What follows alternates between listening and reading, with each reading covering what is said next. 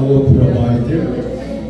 We can pray to God Almighty, obey the word of God and obey the church instruction. You will receive the special scholarship from the Heavenly Father God. Amen.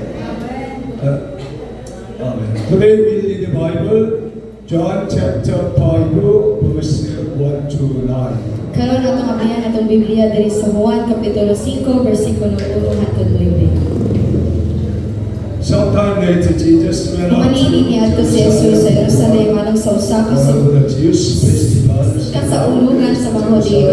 Dito sa Jerusalem to sa kaghaan naging nagaghaan sa mga kanero mininaw nga gitawag Betsata sa Hebreo. Kini mao linaw ni lima ka pasilunganan diin may daghang mga pastor nga naghigda, mga buta, mga bakol, mga paralitiko, ditoy, mga tao nga nagsakit sulod na sa 38 katuig. Nakita siya ni Jesus nga naghigda dito, nasayran ni Jesus nga siya nagmasakiton sa maong gitugayon. Busa gituotan niya ang tao. Gusto ka bang mamaayo? Ang masakiton bitubag, Sir, walay makasakwat ka na ako ngadto sa linaw kung ang tubig mukutaw na. Ug samtang manlimbasog ako sa pag-adto sa linaw, aduna nay lain nga makauna ka na ako dito. Si Jesus ningon kaniya, tindog lang imong higdaan ug lakaw. Ug diha-diha na ayo siya ug idala niya ang iyang higdaan ug milakaw. Mitagog kini sa adlaw ni pagkahulay. Amen. Then Jesus said to him, "Get up, pick up your mattress and walk." And once the man was cured, he picked up his mat and walked. Amen. Today we are sharing the gospel about Jesus Christ is the healer. Karon atong paghisgutan mao ang si Kristo mao ang mag-alayo. In the beginning, sin and disappearance came to the man because Adam and Eve left God Almighty. Sa sinugdanan ng sala o pagkawalay paglaom miabot sa tawo tungod nila ni Adan ug ni Eva nga mipahilayo sa Ginoo. No one in human history has solved these problems. Walay usa ka tawo sa kasaysayan nga makasulbad niining problemaha. Many religious leaders and philosophers knew that the fundamental problem of life was sin and disappearance, but they could not provide a solution to these problems. Daghang mga leader sa relihiyon ug mga philosopher ang nahibalan nga ang sukaranan sa problema sa kinabuhi mao ang sala ug pagkatawo apan dili sila makahatag og mga solusyon sa niining mga problema. Only Jesus can give you the answers. Si Jesus lamang ang makahatag sa tubag sa inyong mga pangutana. Because Jesus Christ is the Savior of the mankind, solved all the sin and the despair of the world on the cross 2,000 years ago. Kay si Jesucristo mao ang manluluwas sa katawhan, nakasulbad sa tanang kasalanan ug pagkawalay paglaom sa kalibutan sa cross 2,000 katuig na ang milabay. Now true freedom and blessing have been given to those who believe in Jesus Christ. Karon ang tinuod nga kagawasan ng mga panalangin gihatag ni adtong mituo kang Jesus. So however many people are afraid and live in disappearance. Bisan pa daghang mga tawo ang nahadlok o nagpuyo sa pagkawalay paglaom. It is because they do not know God and Jesus Christ very well. Tungod kay wala sila kaila sa Ginoo ug ni Ginoong Hesukristo pag-ayo. Among the disappearance that comes to everyone's life is death. Taliwala sa pagkawalay paglaom ng mga sa kinabuhi sa tanan mao ang kamatayon. So illness make our lives more severe and lead us to death. Sakit nga naghimo sa atong kinabuhi nga mas grabe ug musangpot sa kamatayon. John chapter 5 tells the story of the man who was healed. Diri sa Juan kapitulo 5 ang istorya sa usa ka tawo nga naayo. There are the amazing spiritual teaching for us in today's message. Ug adunay gayoy talagsaon ni espirituhan ang mga pagtulunan alang kanato sa mga mensahe karon. Number one, it was the desperate situation with many patients at that times. Ang una, kini usa ka desperado nga kahimtang sa daghang mga pasyente niadtong taknaa. There are many spiritual blind people even else. Adunay mga tawo nga nabuta sa espirituhanong bahin. They do not know the spiritual world and are born in sins. Wala sila kahibalo sa espirituhanong kalibutan ug natawo sila sa sala. They live in sin and die in sins. Nagkinabuhi sila sa sala ug namatay usab sila sa sala. Also, there are many spiritual cripples. O adunay usay daghang mga espirituhanong bakol. Spiritually speaking, they were doing unrighteousness and living like a cripples before God. Sa espirituhanong pagkasulti sila nagbuhat o pagkadili matarong o nagkinabuhi sama sa mga bakol at ubangan sa Dios. There are many spiritual paralytics. Ug adunay mga espirituhanong paralitiko. They were spiritually helpless. They were living a hopeless, paralyzed lives. Sila walay mahimo sa espirituhanong paagi o sila na kinabuhi nga walay paglaom o paralisado nga kinabuhi. Second is their healing force where God's presence was present named Bartimaeus, Bethesda. O ikaduha, mga linaw sa pagpangayo diin ana ang presensya sa Dios nga ngalan o Bethesda. The Bible speaks of the amazing works of the healing that are manifested by the Holy Spirit of God. Ang Biblia naghisgot sa katingalahang mga buhat sa pagpangayo nga gipadayag sa balaang espiritu. There's the Paul of the Bethesda, John chapter 5, verse 4 mentions. O kadunay linaw or lamyanan sa Bethesda diri sa Juan kapitulo 5 bersikulo 4 nagaingon. Paul of Bethesda is today's churches. Ang lamyanan sa Bethesda mao karon ang simbahan. Healing comes when we listen to the word of God and then when we pray to God Almighty. Ang pagkaayo mo abot kun kita maminaw sa pulong ug sa dila nga kita mudayeg. I have been healing during the single, especially my brother. Hello.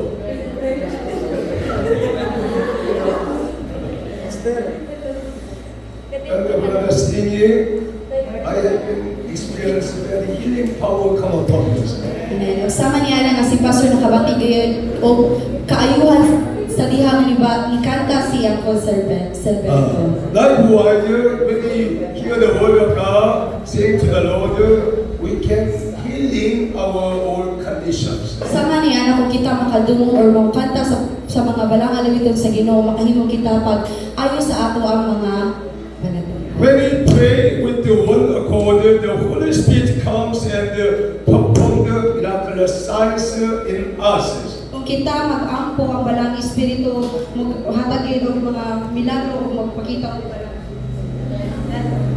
The Bible promises the Holy Spirit dwells in us. Ang Biblia nag-lisaad nga ang balang espiritu ni kunsa diri kanato. And then the Holy Spirit working very powerfully during the worship service. Ang balang espiritu naglihok gayon diri kanato during sa pagdayeg nato or pagsimba. I have a story of the disabled soldier who lost a part of his leg in the Korean Wars. O kaduna gayoy kana usa ka istorya sa usa ka sundalo nga nabangkol nga nawalan siya og usa ka tiil. Pastor Chan Sagi, during the Civil War in Korea, he was wounded in the amputation of the one leg lost. O during sa gubat sa Korea, aduna gyud usa ka pastor nga nawalan gyud og usa ka tiil. At that time of Korea War, many people, 50,000 person would die and they lost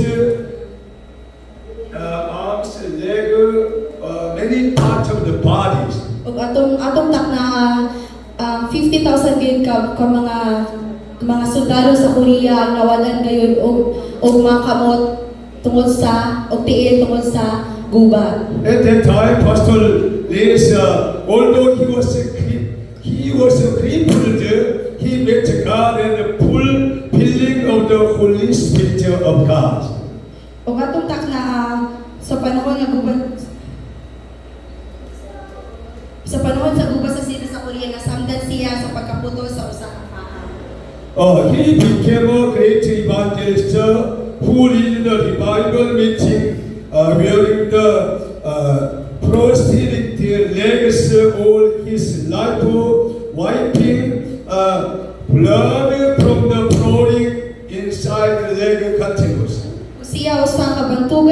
Siya nahimo nga usa ka bantugan nga ebanghilista nga nanguna sa mga meeting sa revival nga nagsulog o prophetic nga mga biti sa tibok niyang kinabuhi nga nagpahid sa dugo gikan sa pag-agos. He pioneered the Hanger Mountain Prayer Center in the deep mountain valley and lead the Korean Church Holy Spirit and revival movement in 1917 to 1980s.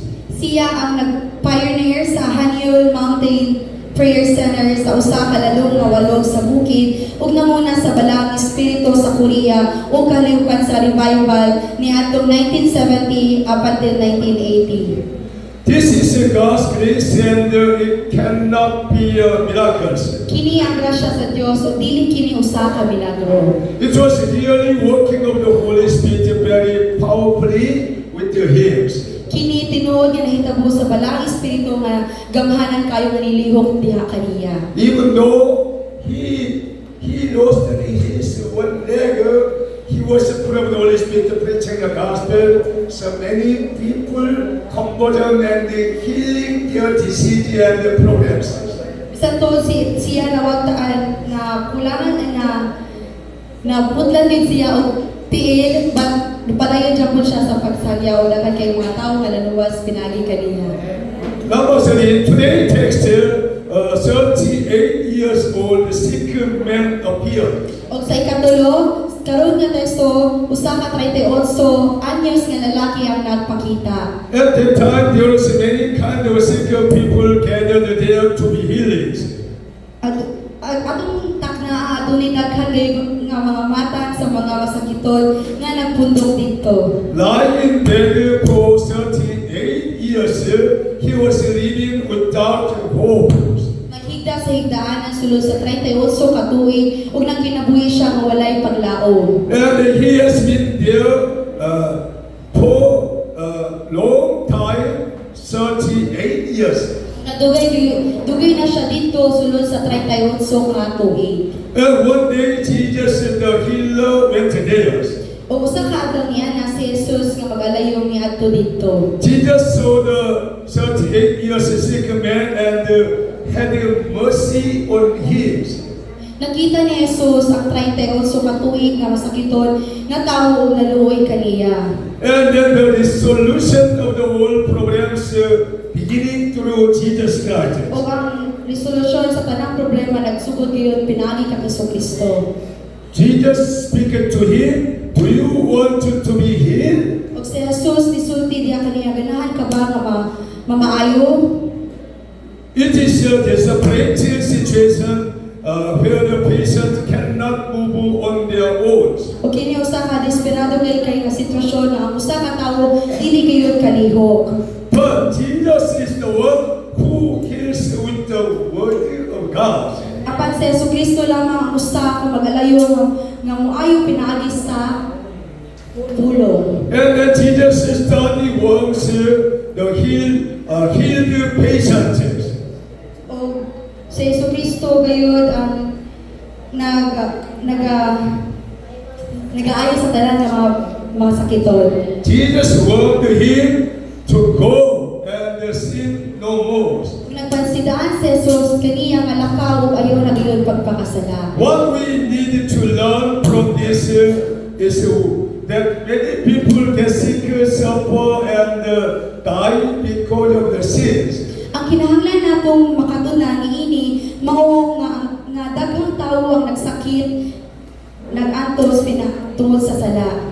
Today we have to check what is causing us difficulties. O karon kinahanglan nato gayong i-check kung unsa gyud ang sinugdanan niini nga kalisdanan. Even if it is a small sin, we must know that it affects only us by destroying our soul and bodies.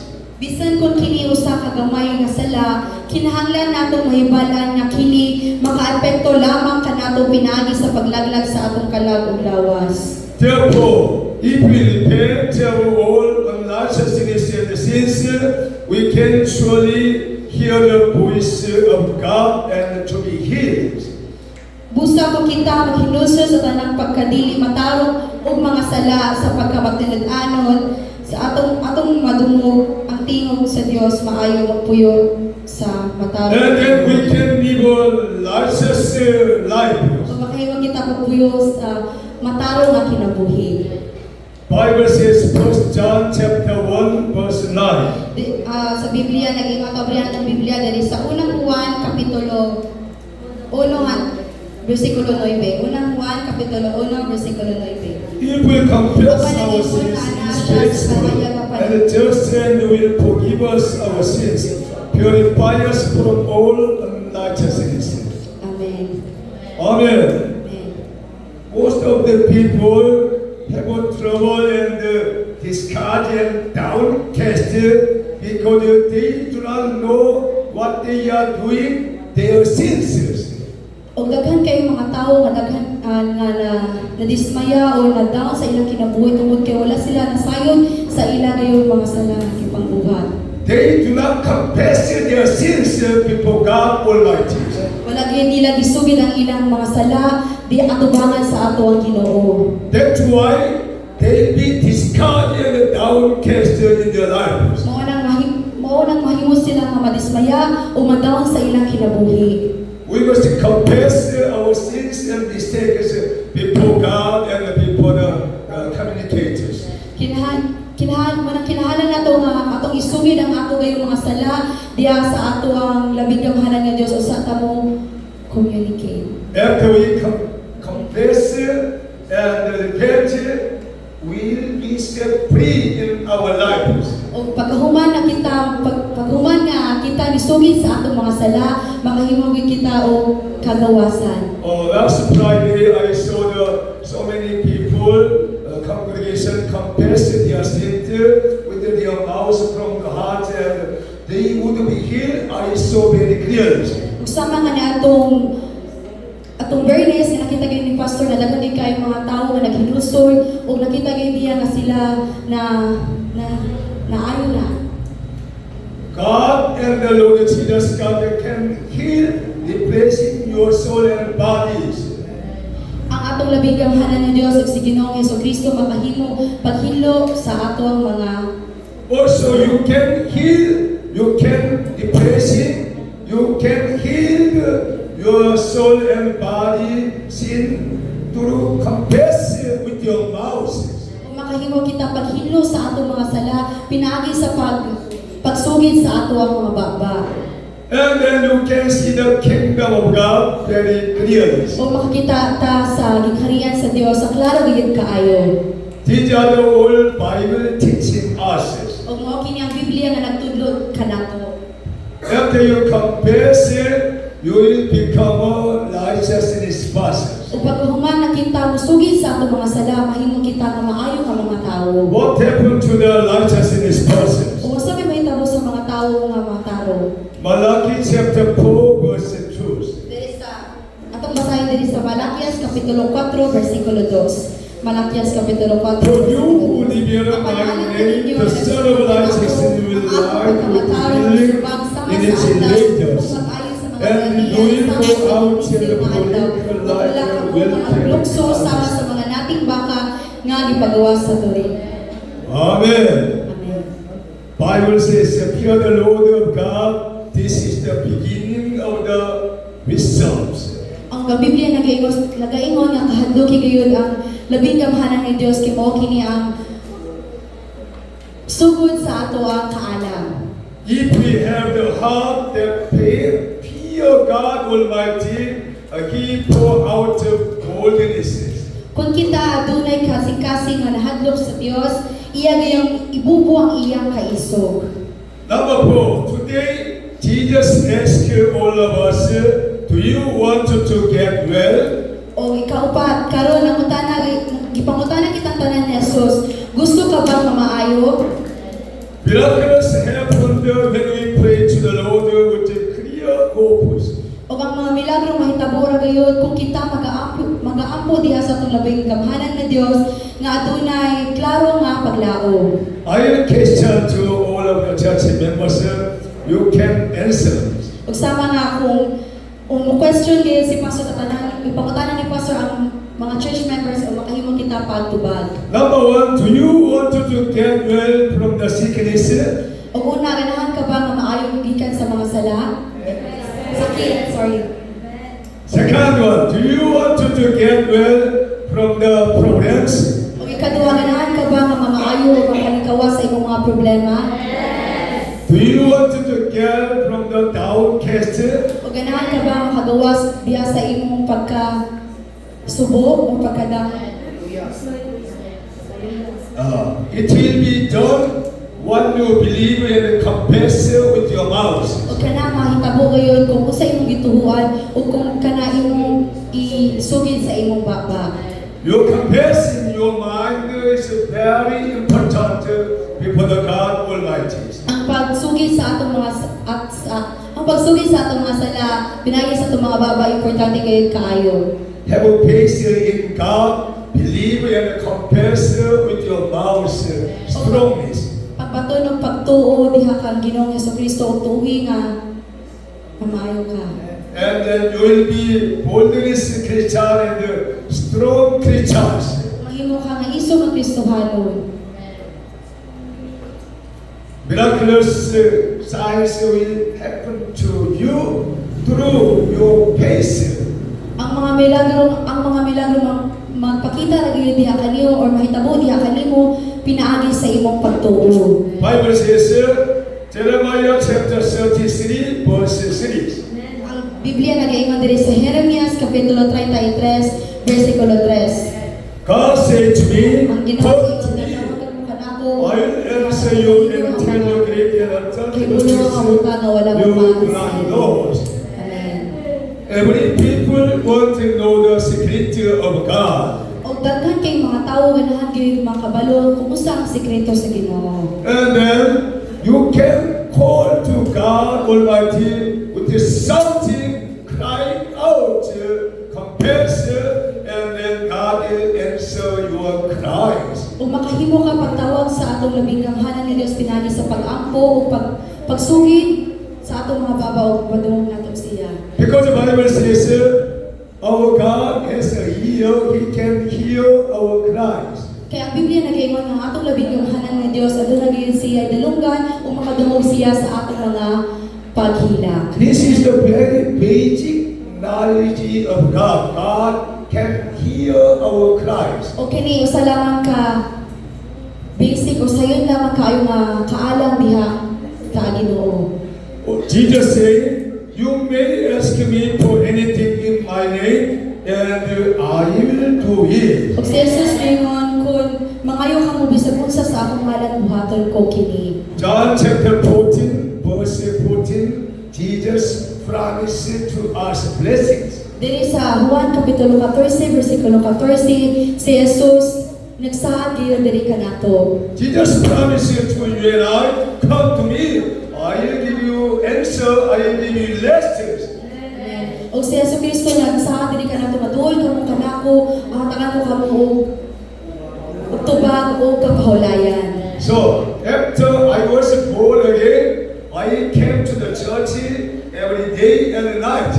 Sama nga si Pastor Numa, natawo pag-usab niya ni siya diri sa simbahan. At that time, my church is very far, 5 kilometers. I was riding on the bicycle and go to the church in the morning, in the evening, after working, go to the church, seek God Almighty. Ug sama katong mga takna pa ang ilagay simbahan layo pagayod kayo 5 ka kilometro pagayod ang ilayo ug iya na gayong gamiton is magbike ra gayud siya ug pag-abot niya dito mag-angkon na siya. Even though I was working very hard, 6 a.m. to 5 p.m. I was working very hard, but I must go to the church, seek God Almighty after working. Bisan tuod nga lisod kayo ang sitwasyon nga mamata pa siya sayo para maabot siya sa iya gayon nga sa simbahan apan During the daytimes, very hard work under the sunset, very hard work. After I go to after finishing working, go to the church and pray to God. Oh, Almighty God gave me the true rest. og kanang sa init kayong panahon, lisod kayong panahon, bali inita, apan nato siya japon sa simbahan, pag umaniyang trabaho niya siya sa simbahan, pag naapo siya sa Ginoo nga nagpasalamat siya, nagatagan siya o kapahulayan. This is the very simple secret of God I have been experienced. O kani simple na gayud kayo ka sekreto sa Ginoo nga na experience o na sinatian ni pastor. Even though you are very busy in the house, in the school, and in the market, you can come to the church very well and seek to God Almighty. You will have a true rest in your body and soul. O kung bisan tuod nga kita busy kayo ta sa atong mga pag-eskwela, sa atong mga buluhaton adlaw-adlaw kinahanglan po nato nga moangi sa simbahan o mag-ampo kay kita makabaton kay o tinuod nga kapahulayan diha sa atong labing gamhanan nga Dios. That's why Almighty God planted a church, Okyoto Baya and Bulong every church for these words. Noon ang labing gamhanan nga Dios nagtukod gyud og simbahan diri sa Bulon, Bahian, Bais para niini. You can have a peaceful mind through seeking God Almighty day and night. Kung makahimo kang malinawon na huna-huna pinaagi sa sing sa atong labing gamhanan nga Dios adlaw ug gabi. I have a conclusion message. The Lord speaks again to us. Get up and pick up your mantle and work. Ang Ginoo nagsulti kanato nga pagmatagi kan sa ang Ginoo nagingon kanato nga tindog ug lakaw. Which means that the Lord tell us, wake up from the place of the disappear you are currently is. Ang kabuot pasabot na kinahanglan kita magmata diya sa atong lugar kung asa kita nagasubo o kulang sa atong pagtuo. Jesus tell us, take the seat of cold and the disappear and move forward with the basis. Si Jesus nagingon nga paglingkod sa mga tunglo sa pagkawalay paglaom o pagpadayon uban sa pagtuo. I hope that you will abandon your selfishness, greed, and following the world, and rising up, holding the seat of the truthful word of Jesus Christ. Og naghinaot ko nga biyaan nimo ang imong kahakog pagsunod sa kalibutan ug bangon nga magkupot sa lingkuranan sa tinuod nga mga pulong ni Jesus. The Lord Jesus Christ wants everyone to be changed and healed today. Gusto sa atong labing gamhanan nga Dios nga ang tanan mausab ug maayo karon. I pray that you will hear the voice of Jesus Christ and experience the grace of healing powers. Ug ako nag-ampo nga imong madungog ang tingog ni Jesus ug masinati ang grasya sa kaayuhan. Miraculous happen to you and me today also. Ang milagro mahitabo kanimo kanako ug bisan karon nataknaan. We have been experienced how the God loves all of us too much. O sa mga sinati na kayo kita nga kung giusa kita paghigugma sa atong labing gamhanan nga Dios. If you have an experience of the grace of God and the power of God, you can follow the message of God and Jesus Christ. O kung ato na nasinati ang grasya sa Ginoo o gahom sa Ginoo makahimo kita pagsunod o pagbasa ni ining Biblia. And then you will be healing all kind of your conditions. Kung mahimo ka pag-ayo sa tanan nimong kondisyon. Today message, Jesus Christ is the healer of every condition. O karon nga mensahe, si Yeso Kristo mo ang mag-alayo sa tanang mga kondisyon. By your faith, you will be healed, replacing all conditions. Pinaagi sa imong pagtuo, ikaw ngayon maayo o mausab diya sa gikan sa imong kondisyon. Just you can follow the church instructions. Pinaagi lamang sa pagsunod sa bando sa simbahan. Because the church instruction come from the Lord God Almighty, not my ideas. Mahitungod kay ang mando sa simbahan gikan gayon kini sa atong labing kamhanan nga Dios ug dili lang kini idea ni You pastor. can follow the reading Bible schedule, and writing Bible, memorize the Bible, attend the church bell. Kung makahimo ka nga pagbasa sa atong schedule sa reading Bible, pag-memorya sa mga verse and pagsulat sa mga verse o pag-attend sa pagsimba. Amen.